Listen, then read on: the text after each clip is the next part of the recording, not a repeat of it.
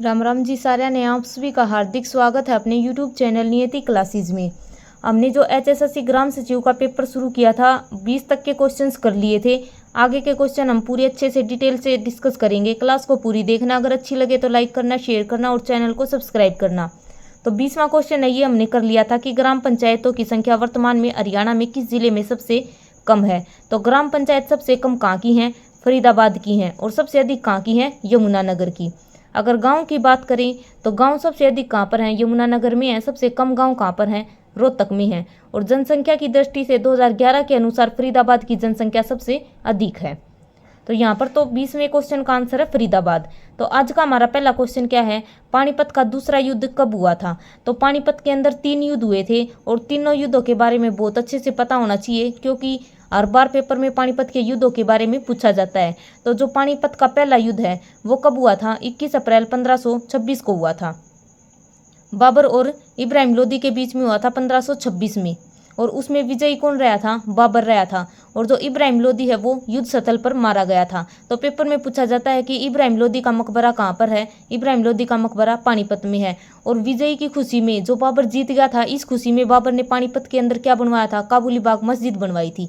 तो पानीपत का पहला युद्ध कब हुआ था? 1526 में हुआ था। पानीपत का दूसरा युद्ध कब हुआ था? 1556 में हुआ था। किस किस के बीच में हुआ था? अकबर और हेमू के बीच में हुआ था, जिसमें जीता कौन था? अकबर जीत गया था।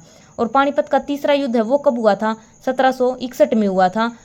मराठों और अहमद शाह अब्दाली इन दोनों के बीच में हुआ था, जिसमें अहमद शाह अब्दाली जीत जाता है। पेपर में क्या क्वेश्चन पूछा जाता है कि निम्नलिखित में से कौन सा स्थान पानीपत के तीसरे युद्ध से संबंधित है? तो पानीपत के तीसरे युद्ध से संबंधित कौन सा स्थान है? काला अम्ब। पहले युद्ध से संबंधित कौन सा है? काबुली बाग मस्जिद। और तीसरे युद्ध से संबंधित स्थान कौन सा है? काला अम्ब, जो कि पानीपत के अंदर स्थित है। अगर हम यहाँ पर पानीपत की बात करें तो पानीपत का प्राचीन नाम क्या है? पनपरस्त। और जो पांडव है उन्होंने युधिष्ठिर से कितने शहर मांगे थे? 5 शहर मांगे थे, जिनमें से एक पानीपत भी था। और पानीपत का प्राचीन नाम क्या होगा? पनपरस्त। एक मांगा था सोनीपत, जिसका क्या है? सोनपरस्त। तिलपत, बागपत और इंद्रप्रस्थ, जिसको आज हम दिल्ली के नाम से जानते हैं। तो ये 5 शहर मांगे थे पांडवों ने। पानीपत है, पानीपत को क्या बोला जाता है? बुनकरों की नगरी। पेट्रोकेमिकल अब किसे बोला जाता है? पानीपत को। एक बार पेपर में क्या पूछा गया था कि निम्नलिखित में से कौन सा हरियाणा का सबसे बड़ा फ्लाईओवर है? तो हरियाणा का सबसे बड़ा फ्लाईओवर कहाँ पर स्थित है? पानीपत के अंदर स्थित है। और पानीपत के तीनों युद्ध हैं, बहुत इंपॉर्टेंट है, याद रखने हैं। और अगर हम पानीपत की बात करें तो पानीपत के आसन गांव में क्या है? पानीपत सुपर पावर थर्मल परियोजना कहाँ पर है? पानीपत के आसन गांव में है। सलारगंज गेट है, कहाँ पर है? पानीपत के अंदर है। तो यहाँ पर हमारा आंसर क्या हो जाएगा? पानीपत का दूसरा युद्ध कब हुआ था? 1556 में हुआ था। अगला क्वेश्चन है, कौन सा नगर गुरुग्राम की तहसील नहीं है? तो गुरुग्राम की तहसील कौन सी नहीं है इनमें से?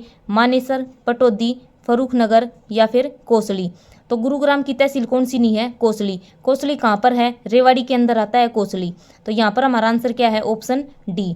अगर हम यहाँ पर मानेसर की बात करें तो मानेसर क्या है? एक पुलिस जिला है। हरियाणा में टोटल पुलिस जिले कितने हो चुके हैं? 25। जो 22 जिले हैं, 22 के अंदर एक एक पुलिस जिला है। और 3 अलग कौन से हैं? एक तो आसी है, एक मानेसर है और एक अभी नया बनाया है सिरसा का, मंडी डबवाली। तो टोटल कितने हो गए? 25 हो गए हैं, याद रखना। मानेसर के अंदर और क्या है? 1997 में राष्ट्रीय मस्तिष्क अनुसंधान केंद्र की स्थापना कहाँ पर की गई थी? मानेसर के अंदर की गई थी। अगला क्वेश्चन है, निम्नलिखित में से कौन सा हरियाणा में पंचायती राज का दूसरा सत्र है? तो पंचायती राज का दूसरा सत्र कौन सा है? जिला पंचायत, पंचायत समिति, ग्राम पंचायत। जो बलवंत राय मेहता समिति बनाई गई थी 1957 में, उसने 1958 में अपनी रिपोर्ट पेश की थी और उसके आधार पर पंचायती राज के 3 सत्र बनाए गए थे। 3 सत्र कौन कौन से हैं? ग्राम पंचायत, पंचायत समिति और जिला परिषद। ये 3 सत्र थे, जिनमें से सबसे निम्न सत्र कौन सा था? ग्राम पंचायत का था। जो दूसरा सत्र है वो कौन सा था? पंचायत समिति था। और सबसे उच्च सत्र कौन सा था? जिला परिषद था। तो ये 3 सत्र हैं, तीनों याद रखने हैं, बहुत इंपॉर्टेंट है। तो यहाँ पर हमारा आंसर क्या हो जाएगा? जो दूसरा सत्र है, मध्यम सत्र है, वो कौन सा था? पंचायत समिति। ऑप्शन बी हमारा यहाँ पर आंसर हो जाएगा। जो पंचायती राज है सबसे पहले कहाँ पर लागू हुआ था? राजस्थान के नागौर डिस्ट्रिक्ट में 1959 में लागू किया गया था। पंचायती राज किसका सपना था? महात्मा गांधी का सपना था। और जो पंचायती राज है इसका उद्घाटन किसने किया था? जवाहरलाल नेहरू ने किया था। जो महात्मा गांधी का सपना है ये किसने पूरा किया था? पंडित जवाहरलाल नेहरू ने किया था। और राजस्थान के नागौर डिस्ट्रिक्ट में सबसे पहले लागू किया गया था। जो पंचायती राज है इसके लिए एक संविधान संशोधन हुआ था, 73वां संविधान संशोधन 1992। जो कि लागू कब हुआ था? 1993 में हुआ था। जो पंचायती राज को लागू करने वाला भारत का पहला राज्य कौन सा बना था? मध्य प्रदेश बना था। जो पंचायती राज है इसके लिए अनुसूची कौन सी है? 11वीं अनुसूची है और इसमें 29 विषय हैं। तो ये सारे पॉइंट हमने पंचायती राज से याद रखने हैं। 28 क्वेश्चन है, निम्नलिखित में से किस नदी का स्रोत शिवालिक की पहाड़ियों में नहीं होता है? तो कौन सी नदी है जो शिवालिक की पहाड़ियों से नहीं निकलती है? टांगरी नदी, मारकंडा नदी, दोहन नदी या फिर घग्गर नदी? तो शिवालिक की पहाड़ियों से कौन सी नदी नहीं निकलती? दोहन नदी। जो ये दोहन नदी है ये साउथ की साइड बहती है, हरियाणा के साउथ की साइड। और पेपर में पूछा जाता है कि दोहन नदी कहाँ से निकलती है? जो नीम का थाना स्थान है वहाँ से दोहन नदी का उद्गम स्थल है। ये बाकी की तीनों नदी हैं, टांगरी, मारकंडा और घग्गर, ये तीनों का उद्गम स्थल कहाँ पर है? शिवालिक की पहाड़ियाँ। जो शिवालिक की पहाड़ियाँ हैं हरियाणा में कहाँ पर स्थित है? उत्तर पूर्व में स्थित है। और सबसे अधिक बरसात भी कहाँ पर होती है? हरियाणा में शिवालिक की पहाड़ियों में ही होती है। और पेपर में ये भी पूछा जाता है कि कौन से जिले में शिवालिक की पहाड़ियाँ फैली नहीं हैं? तो हरियाणा के 3 जिलों में शिवालिक की पहाड़ियाँ फैली हुई हैं। कौन कौन सी हैं? पंचकुला, अम्बाला और यमुनानगर। इनको याद करने की ट्रिक क्या है? पे वर्ड को याद रख लेना, PAY। जो पी से होगा पंचकुला, अम्बाला और यमुनानगर। शिवालिक की पहाड़ियाँ इन 3 जिलों में फैली हुई हैं। जो टांगरी नदी है ये कहाँ से निकलती है? टांगरी नदी मोरनी की पहाड़ियों से निकलती है। और मोरनी की पहाड़ियाँ किसका पार्ट है? शिवालिक की पहाड़ियों का ही पार्ट है। तो यहाँ पर कंफ्यूज नहीं होना है कि टांगरी नदी तो मोरनी की पहाड़ियों से निकलती है और इसमें पूछ रखा है कि शिवालिक की पहाड़ियाँ। तो जो टांगरी नदी है वो मोरनी की पहाड़ियों से निकलती है और मोरनी की पहाड़ियाँ शिवालिक की पहाड़ियों का ही पार्ट है। और क्या याद रखना है? जो ये टांगरी नदी है ये किसकी सहायक नदी है? ये मारकंडा की सहायक नदी है। जो मारकंडा नदी है इसका प्राचीन नाम पूछा जाता है। मारकंडा का प्राचीन नाम क्या है? अरुणा। और मारकंडा है ये भी कहाँ से निकलती है? शिवालिक की पहाड़ियों से ही निकलती है। घग्गर नदी कहाँ से निकलती है? डागसिरी की पहाड़ियों से निकलती है। और डागसिरी की पहाड़ियाँ भी किसका पार्ट है? शिवालिक की पहाड़ियों का पार्ट है। और एक बार पेपर में ये भी पूछा गया था कि टांगरी नदी हरियाणा में कहाँ से प्रवेश करती है? तो कालका से प्रवेश करती है। और घग्गर नदी हरियाणा में कहाँ से प्रवेश करती है? पंचकुला से प्रवेश करती है। घग्गर नदी पर पंचकुला के अंदर कौन सा बांध बना हुआ है? कौशल्या बांध बना हुआ है। ये भी याद रखना है। तो अगर किसी ने नदियों की वीडियो है वो नहीं देखी है तो नदियों के ऊपर 5-10 मिनट की बहुत अच्छी वीडियो बना रखी है। जितने भी क्वेश्चन HSSC ने नदियों से पूछ रखे हैं सारे के सारे क्वेश्चन वहाँ तक कवर हो जाएंगे। तो एक बार नदियों की जो क्लास है उससे जाकर जरूर देखना। पहला क्वेश्चन है, हरियाणा में HVPNL का मतलब है? तो इसकी फुल फॉर्म बतानी है, हरियाणा विद्युत प्रसारण निगम लिमिटेड। ऑप्शन ए हमारा यहाँ पर आंसर हो जाएगा, हरियाणा विद्युत प्रसारण निगम लिमिटेड। 38 क्वेश्चन क्या है हमारा? हरियाणा राज्य प्रति वर्ष 23 सितंबर को शहीदी दिवस किसकी स्मृति में मनाता है? तो सबसे पहले तो हमने ये याद रखना है कि हरियाणा में शहीदी दिवस कब मनाया जाता है? 23 सितंबर को मनाया जाता है। और ये किसकी याद में मनाया जाता है? राव तुलाराम की याद में मनाया जाता है। ऑप्शन ए हमारा यहाँ पर आंसर हो जाएगा। जो राव तुलाराम है ये रेवाड़ी के शासक थे और इन्हीं की याद में शहीदी दिवस मनाया जाता है। अगर हम भारत में देखें शहीदी दिवस कब मनाया जाता है तो भारत में शहीदी दिवस 23 मार्च को मनाया जाता है। अगर हमसे पूछा जाए कि अंतर्राष्ट्रीय शहीदी दिवस कब मनाया जाता है तो 30 जनवरी को मनाया जाता है, जिस दिन महात्मा गांधी की मृत्यु हुई थी। तो तीनों दिन है, याद रखना। अंतर्राष्ट्रीय शहीदी दिवस 30 जनवरी को मनाया जाता है। राष्ट्रीय शहीदी दिवस कब मनाया जाता है? 23 मार्च को मनाया जाता है। जो राजगुरु सुखदेव भगत सिंह को फांसी दी गई थी 23 मार्च को। और हरियाणा में शहीदी दिवस कब मनाया जाता है? 23 सितंबर को राव तुलाराम की याद में मनाया जाता है। और जो राव तुलाराम है ये रेवाड़ी के शासक थे। एक क्वेश्चन यहाँ से ये पूछा जाता है कि राव तुलाराम ने जो महेंद्रगढ़ का नसीबपुर है वहाँ पर अंग्रेजों के साथ युद्ध भी किया था, राव तुलाराम ने किया था। अगर हम राजा नार सिंह की बात करें तो ये बल्लभगढ़ के शासक थे, राजा नार सिंह, बल्लभगढ़ फरीदाबाद के। और बल्लभगढ़ का वर्तमान में नाम बदल कर क्या कर दिया गया है? बलरामगढ़। जो राजा नार सिंह है इन्होंने बल्लभगढ़ से 1857 की क्रांति का नेतृत्व किया था। और नार सिंह की हवेली भी कहाँ पर है? बल्लभगढ़ फरीदाबाद के अंदर स्थित है। नार सिंह वन्य जीव अभ्यारण्य कहाँ पर है? रेवाड़ी के अंदर है। लेकिन नार सिंह स्टेडियम है वो कहाँ पर है? फरीदाबाद के अंदर है। और एक क्वेश्चन नार सिंह से ये भी पूछा जाता है कि जो नार सिंह का महल था वहाँ पर कौन सा महोत्सव है वो मनाया जाता था? कार्तिक सांस्कृतिक महोत्सव राजा नार सिंह की हवेली में किया जाता था। तो यहाँ पर हमारा आंसर क्या हो जाएगा? Option A. 42 क्वेश्चन है, अथिनीकुंड बैराज हरियाणा में किस नदी पर स्थित है? ऑप्शन दे रखे हैं, यमुना नदी पर, दोन नदी पर, सरस्वती नदी पर या फिर साहिबी नदी पर। तो अथिनीकुंड बैराज है वो किस नदी पर स्थित है? वो यमुना नदी पर स्थित है। और जो यमुना नदी है ये हरियाणा में कहाँ से प्रवेश करती है? कालेसर वन है वहाँ से ये प्रवेश करती है। कालेसर वन यमुनानगर के अंदर स्थित है और यमुनानगर का नामकरण भी यमुना नदी के किनारे होने के कारण इसका नाम यमुनानगर पड़ा है। तो यमुना नदी कालेसर वन है वहाँ से प्रवेश करती है और अथिनी कुंड बैराज यमुना नदी के ऊपर बनाया हुआ है, जहाँ से यमुना नदी को दो भागों में बांटा जाता है, पश्चिमी यमुना नहर और पूर्वी यमुना नहर। जो पश्चिमी यमुना नहर है उसके द्वारा हरियाणा के अंदर सिंचाई की जाती है और जो पूर्वी यमुना नहर है वो यूपी के अंदर सिंचाई करती है। और यमुना नदी हरियाणा और यूपी के बीच में सीमा बनाती है, ये भी पेपर के अंदर पूछा जाता है। एक यहाँ से ये क्वेश्चन पूछा जाता है कि हरियाणा की सबसे प्राचीन नदी यानी कि प्राचीन नहर वो कौन सी है। पश्चिमी यमुना नहर हरियाणा की सबसे प्राचीन है। यमुना नदी प्रवेश तो कहाँ से करती है, कालेसर वन यमुनानगर से प्रवेश करती है, लेकिन बाहर कहाँ से निकलती है, फरीदाबाद के असनपुर से ये हरियाणा से बाहर निकलती है। तो ये सारे पॉइंट हमने यहाँ से याद रखनी है। और एक और ये याद रखना कि जो अथिनी कुंड बैराज है ये हरियाणा का एकमात्र ऐसा बैराज है जो कंक्रीट से बना हुआ है।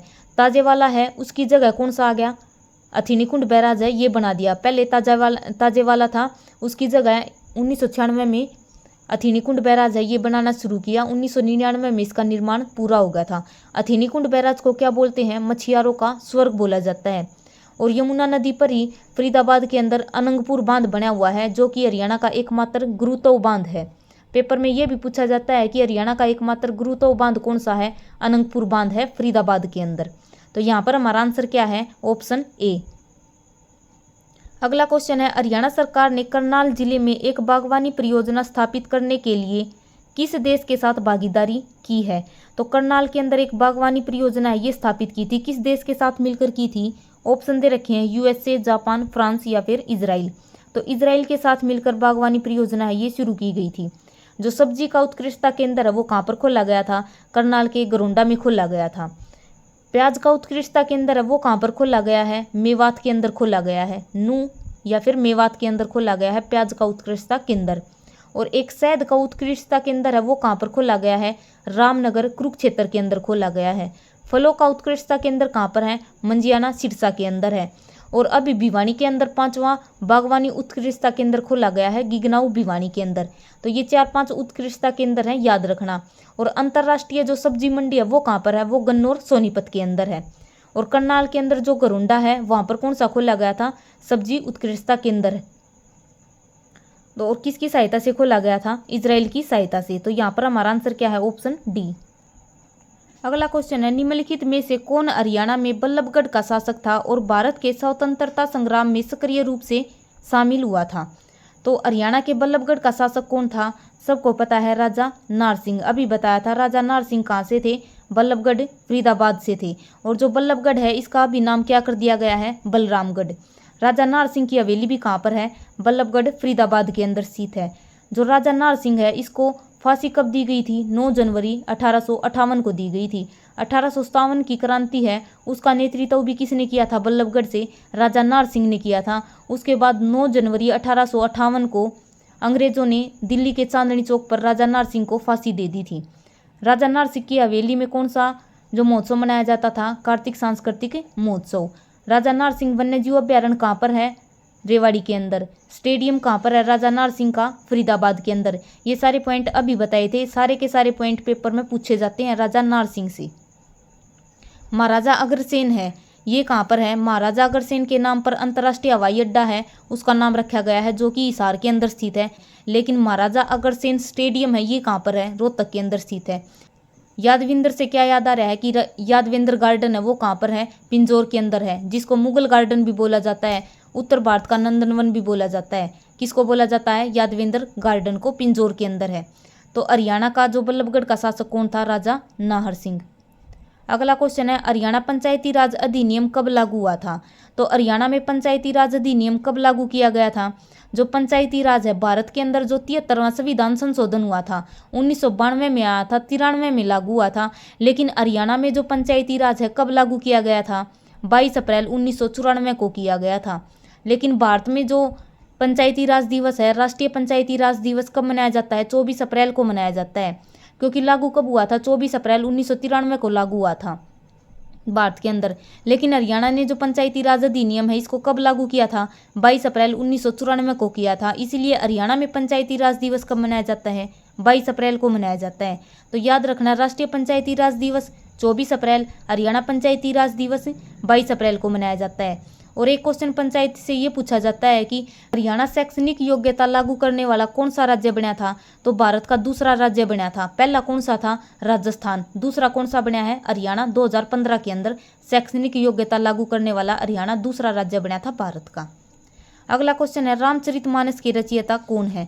तो रामचरितमानस है, इसके रचयिता कौन है? कालिदास, प्रेमदास, मुंशीदास या फिर तुलसीदास? तो रामचरितमानस ये किसने लिखी थी? ये तुलसीदास ने लिखी थी। तुलसीदास का संबंध किस जिले से है? भिवानी जिले से है। ये क्वेश्चन भी पहले पूछा जा लिया। और तुलसीदास की कौन सी है? श्याम सतसई। ये भी बहुत बार पेपर में पूछी जा ली। रामचरितमानस, श्याम सतसई दोनों किसकी हैं? तुलसीदास की हैं। अगला क्वेश्चन क्या है, जब 1966 में हरियाणा का निर्माण हुआ तब बंसीलाल सरकार द्वारा खालिस्तान राज्य की दूसरी राजभाषा को घोषित किया गया था। इतनी बार ये क्वेश्चन बता लिए। जो भी क्वेश्चन मैं बोल के बताती हूँ सारे के सारे क्वेश्चन पहला पेपर में आ लिए, क्योंकि बार बार ये क्वेश्चन रिपीट हो रहे हैं। मेरा भी याद हो गए, तो मैंने पता है जौन से क्वेश्चन पहला आ लिए वे सारे के सारे क्वेश्चन मैं बोल कर बताऊँ। और इतनी बार मैंने ये क्वेश्चन बता लिया कि बंसीलाल ने हरियाणा की दूसरी भाषा किसको घोषित किया था। तो जो बंसीलाल सरकार है इसने हरियाणा की दूसरी राजभाषा किसको घोषित किया था? तमिल को घोषित किया था। जो भी हमारे साथ मतलब लगातार जुड़ा हुआ है, डेली हमारी क्लास देखा है, उसका तो ये सारे क्वेश्चन बिल्कुल उंगलियां पे याद हो गए होंगे, क्योंकि जब भी बंसीलाल का नाम आता है या फिर जिसका भी जिक्र आता है उसके बारे में जितने भी क्वेश्चंस आज तक पेपर में पूछे गए हैं सारे के सारे क्वेश्चंस बोल कर बताए जा हैं। तो बंसीलाल ने हरियाणा की दूसरी भाषा किसको घोषित किया था? तमिल को घोषित किया था। उसके बाद 2010 में हुड्डा सरकार आई, उसने कौन सी कर दी थी? तमिल को हटाकर पंजाबी को दूसरी भाषा का दर्जा दिया था। हरियाणा की पहली राजभाषा कौन सी है? हिंदी। और दूसरी कौन सी होगी? पंजाबी। बंसीलाल ने कौन सी करी थी? तमिल। तो याद रखना यहाँ से। अगर हम यहाँ पर बंसीलाल के बारे में 2-3 पॉइंट देखें तो जो बंसीलाल से पेपर में पूछे जाते हैं, बंसीलाल का जन्म कहाँ पर हुआ था? गोलागढ़ भिवानी के अंदर बंसीलाल का जन्म हुआ था। बंसीलाल यूनिवर्सिटी भी कहाँ पर है? 2014 के अंदर भिवानी के अंदर बनाई गई थी। बंसीलाल ने अपनी पार्टी बनाई थी हरियाणा विकास पार्टी, जिसका चुनाव चिन्ह क्या था? लड़का लड़की। 1996 में पहली बार इस पर चुनाव करवाए गए थे। उसके बाद ये कांग्रेस के अंदर विलय हो गई थी। बंसीलाल के टाइम पर 1970 में हरियाणा के हर एक गाँव में बिजली पहुँचाने का काम किया गया था। ये सारे पॉइंट बंसीलाल से पूछे जाते हैं। तो यहाँ पर हमारा आंसर क्या है? तमिल। अगला क्वेश्चन है, हरियाणा में वर्तमान समय में कुल कितनी तहसीलें हैं? तो हरियाणा में कुल तहसील कितनी है? 93, 75, 85 या फिर 58? तो ये पेपर लिया गया उस टाइम पर कितनी थी? 93 थी। लेकिन अब की बात करें तो हरियाणा में कुल कितनी तहसीलें हैं? 94 तहसील हैं। उप तहसील कितनी है? 49। अगला क्वेश्चन है, वर्षा ऋतु का स्वागत करने के लिए हरियाणा में निम्नलिखित में से किस त्योहार को मनाया जाता है? तो वर्षा ऋतु के स्वागत के लिए कौन सा त्योहार मनाया जाता है? गणगौर, तीज या फिर बैसाखी? तो कौन सा त्योहार मनाया जाता है? तीज का त्योहार मनाया जाता है वर्षा ऋतु के स्वागत के लिए। जो गणगौर है इससे क्या क्या क्वेश्चन पूछे जाते हैं? एक बार तो ये क्वेश्चन पूछा गया था कि जो गणगौर नृत्य है, गणगौर पर्व है, ये किस महीने में मनाया जाता है? ये मार्च अप्रैल के अंदर मनाया जाता है।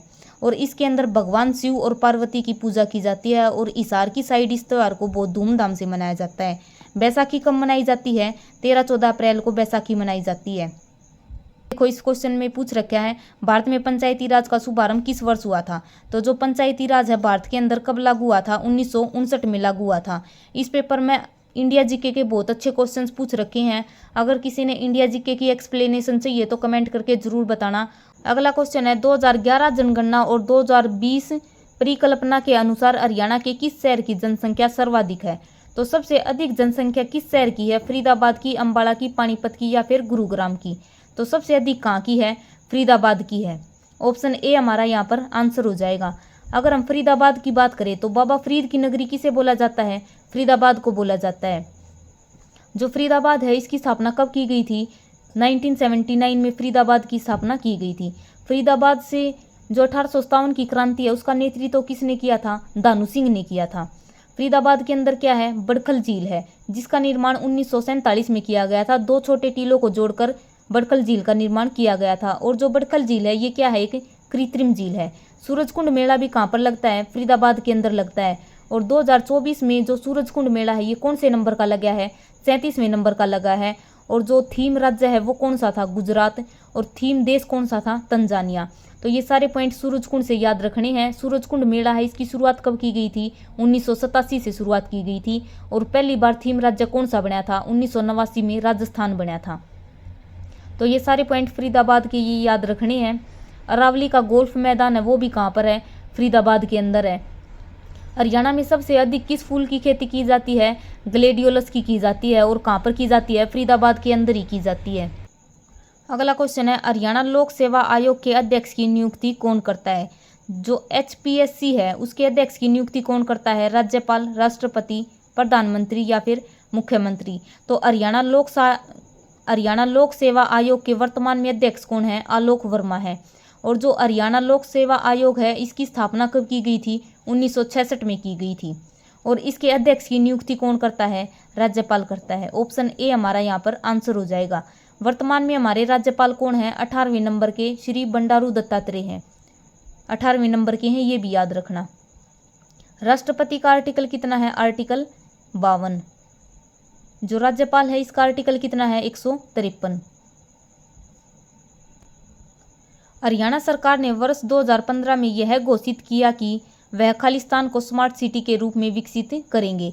तो 2015 में स्मार्ट सिटी के रूप में विकसित करने के लिए किसको बोला गया था? अम्बाला को, दारी, पानीपत या फिर गुरुग्राम? तो किसको बोला गया था स्मार्ट सिटी के रूप में विकसित करने के लिए? गुरुग्राम को। ऑप्शन डी हमारा यहाँ पर आंसर हो जाएगा। साइबर सिटी किसे बोला जाता है? गुरुग्राम को। फिल्म सिटी के रूप में विकसित करने के लिए भी बोला गया था, दो को बोला गया था, पिंजौर को और गुरुग्राम को फिल्म सिटी के रूप में। मनोरंजन हब किसे बोला जाता है? गुड़गांव को। सपनों की नगरी गुड़गांव। अगर हम गुड़गांव की बात करें तो गुरु द्रोणाचार्य ने गुड़गांव को बसाया था। गुड़गांव के अंदर 3 मेले बहुत इंपॉर्टेंट है। शीतला माता का मेला, बुद्ध माता का मेला, भगत पूर्णमल का मेला। और शीतला माता साइन बोर्ड है उसकी स्थापना कब की गई थी? 1991 में की गई थी। और उसके अध्यक्ष कौन होते हैं? राज्य के मुख्यमंत्री। और वर्तमान में हमारे मुख्यमंत्री कौन है? 11वें नंबर के व्यक्तिगत रूप से नायाब सिंह सैनी है। गुरुग्राम के अंदर क्या है? जो नेहरू स्टेडियम है उसका नाम क्या है? गुरु द्रोणाचार्य स्टेडियम है। हरियाणा की सबसे बड़ी झील कौन सी है? दमदमा झील। कहाँ पर स्थित है? गुड़गांव के अंदर स्थित है। खलीलपुर झील वो भी कहाँ पर है? गुड़गांव के अंदर स्थित है। और गुड़गांव के अंदर क्या है? अटल स्मृति पार्क कहाँ पर है? गुड़गांव के अंदर है। और एक और क्वेश्चन बिल्कुल नया सा पूछा गया था कि राजीव गांधी अक्षय ऊर्जा पार्क कहाँ पर स्थित है? गुड़गांव के अंदर स्थित है। अगला क्वेश्चन है, चीनी यात्री ह्वेनसोंग ने थानेसर की यात्रा खालिस्तान के शासनकाल के दौरान की थी। जो चीनी यात्री है ह्वेनसोंग किसके शासनकाल के टाइम पर आया था? ऑप्शन दे रखे हैं, अकबर, विष्णुवर्धन, हर्षवर्धन या फिर औरंगजेब। तो किसके टाइम पर आया था? हर्षवर्धन के टाइम पर आया था। और कब आया था? 629 ईस्वी में भारत आया था। 634 से लेकर 644 तक जो ह्वेनसोंग है ये थानेसर में रहा था। अगर हम यहाँ पर हर्षवर्धन की बात करें तो हर्षवर्धन है, इससे 2-3 पॉइंट पूछे जाते हैं। एक तो हर्षवर्धन की जो 3 पुस्तकें हैं बहुत बार पेपर में पूछी जाती हैं, रत्नावली, नागानंद और प्रियदर्शिका। ये तीनों पुस्तक किसकी हैं? राजा हर्षवर्धन की हैं। और राजा हर्षवर्धन से क्या क्वेश्चन पूछा जाता है? इसने अपनी राजधानी क्या बनाई थी? थानेसर। थानेसर का पुराना नाम क्या है? थूना या फिर स्थानेश्वर। और हर्षवर्धन ने अपनी राजधानी थानेसर से कहाँ पर स्थानांतरित की थी? कन्नौज के अंदर की थी। ये भी क्वेश्चन पेपर में पूछा जाता है। हर्षवर्धन के दरबारी कवि कौन थे? बाणभट्ट थे, जिसने 2 पुस्तकें लिखी थी। कौन कौन सी पुस्तकें थी? कादम्बरी और हर्षचरिता। दोनों पुस्तक बहुत इंपॉर्टेंट है। बाणभट्ट के बारे में पेपर में पूछा जाता है कि बाणभट्ट किसके दरबारी कवि थे? राजा हर्षवर्धन के थे। राजा हर्षवर्धन ने 634 ईस्वी में नर्मदा नदी के किनारे एक युद्ध भी लड़ा था पुलकेशिन द्वितीय के साथ, जिसमें हर्षवर्धन है हार गया था। 647 ईस्वी में हर्षवर्धन की मृत्यु हुई थी। ये सारे पॉइंट हर्षवर्धन से हमने याद रखने हैं। जो थानेसर है अगर हम इसकी बात करें तो इसका पुराना नाम तो हो गया स्थानेश्वर या फिर हम थूना भी बोल सकते हैं। थानेसर को क्या बोला जाता है? मुगलों का द्वीप बोला जाता है। और एक क्वेश्चन थानेसर से पूछा जाता है कि हरियाणा का ताजमहल कहाँ पर स्थित है? थानेसर के अंदर स्थित है। जो शेख चिल्ली का मकबरा है उसको क्या बोला जाता है? हरियाणा का ताजमहल बोला जाता है। और 1958 में इसको राष्ट्रीय स्मारक है घोषित कर दिया था। तो शेख चिल्ली का मकबरा कहाँ पर है? थानेसर के अंदर है। या फिर हम बोले हरियाणा का ताजमहल कहाँ पर है? थानेसर के अंदर है। तो यहाँ पर हमारा आंसर क्या है? Option B. जो ह्वेनसोंग है इसकी पुस्तक भी पूछी जाती है। इसकी पुस्तक का नाम क्या है? CU की, और जिसके अंदर थानेसर का वर्णन किया गया है। अगला क्वेश्चन है, दहसाला प्रणाली नामक राजस्व एक तरण और कृषि कर की नई प्रणाली हरियाणा में किसने शुरू की थी? तो देसाला प्रणाली है हरियाणा के अंदर किसने शुरू की थी? बीरबल ने, राजा टोडरमल ने, राघोबल ने या फिर भुजबल ने? तो देसाला प्रथा है ये किसने शुरू की थी? राजा टोडरमल ने शुरू की थी। और राजा टोडरमल किसके दरबार में रहता था? अकबर के नवरत्नों में से एक था। तो यहाँ पर हमारा आंसर क्या हो जाएगा? राजा टोडरमल। अगर हम यहाँ पर बीरबल की बात करें तो बीरबल का वास्तविक नाम क्या था? महेशदास। और एक क्वेश्चन बीरबल से ये पूछा जाता है कि अकबर ने जो दीन ए इलाही धर्म शुरू किया था उसको अपनाने वाला पहला और अंतिम हिंदू कौन सा था? तो पहला और अंतिम हिंदू कौन था? बीरबल था। तो यहाँ पर हमारा आंसर क्या है? Option C. तो ये थे हमारे आज के हरियाणा जीके के क्वेश्चंस। आज के क्वेश्चन कैसे लगे कमेंट करके जरूर बताना। वीडियो को लाइक करना, शेयर करना और जो भी नया है हमारे चैनल को सब्सक्राइब जरूर करना।